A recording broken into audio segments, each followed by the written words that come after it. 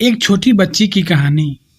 एक बार एक छोटी सी बच्ची हाथ में मिट्टी की गोलक लिए भागती हुई एक दवाई की दुकान पर गई। वह काफी देर तक वहां खड़ी रही, लेकिन दुकानदार का ध्यान उस पर नहीं गया, क्योंकि वहां पर काफी भीड़ थी। उसने दुकानदार को कई बार बुलाया, लेकिन दुकानदार का ध्यान उस पर नहीं गया, क्योंकि वहां पर भीड़ बहुत थी। फिर इस बच्ची को गुस्सा आया और अपने मिट्टी की गोलक को वहीं काउंटर पर जोर से रख दिया। उसके बाद दुकानदार और वहां पर खड़े सभी लोग उसे बच्ची की तरफ देखने लगे। दुकानदार ने उस बच्ची से पूछा कि बेटे, आपको क्या चाहिए? तो बड़े ही भोलेपन से बोली, मुझे एक चमत्कार चाहिए।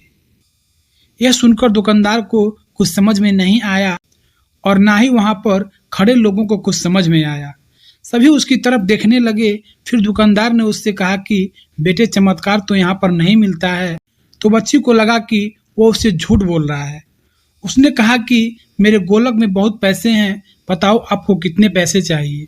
मैं आज यहाँ से चमत्कार लेकर ही जाऊंगी।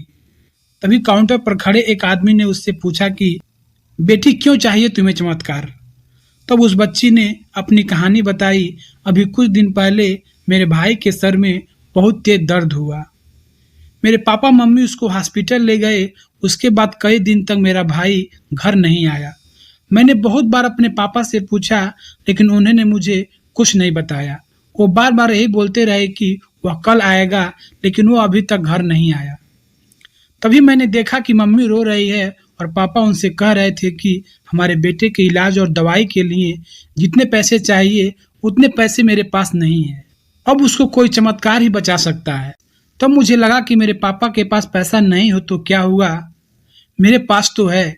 इसलिए मैंने जितने भी पैसे जोड़ के रखे थे वह सारे पैसे लेकर मैं इस दवाई की दुकान पर आई हूँ, ताकि चमत्कार खरीद सकूं। फिर उस आदमी ने बच्ची से पूछा कि कितने पैसे हैं तुम्हारे पास? यह सुनते ही बच्ची ने गोलक उठाई और जमीन पर पटक कर उसे फोड़ दिया और पैसे गिनने लग गई। वहां पर खड़े सभी लोग उसे देख रहे थे। थोड़ी देर बाद उसने सारे पैसे इकट्ठे किए और बोली, मेरे पास पूरे 19 रुपए हैं। वो जो आदमी वहां पर खड़ा था वह थोड़ा सा मुस्कुराया और बोला कि अरे, तुम्हारे पास तो पूरे पैसे हैं, इतने का ही तो आता है चमत्कार। यह सुनकर बच्ची बहुत खुश हो गई और बोली, चलो मैं आपको अपने पापा से मिलवाती हूँ। बाद में पता चला कि वह आदमी कोई आदमी नहीं था, बल्कि एक बहुत बड़ा न्यूरो सर्जन था और उसने सिर्फ 19 रुपए में उसके भाई की सर्जरी की। उसका भाई कुछ दिन बाद ठीक होकर घर वापस आ गया। फिर कुछ दिन बाद वह बच्ची, उसका भाई, उसके पापा और मम्मी चारों एक साथ बैठे हुए थे और बात कर रहे थे। तभी उसकी मम्मी ने उसके पापा से पूछा कि अब तो बता दो, यह चमत्कार आपने किया कैसे? तब उन्होंने अपनी बेटी की तरफ देखकर कहा, चमत्कार मैंने नहीं, इसने किया है। तो यहाँ पर एक बहुत बड़ी सबक है जो हम उस छोटी सी बच्ची से सीखते हैं।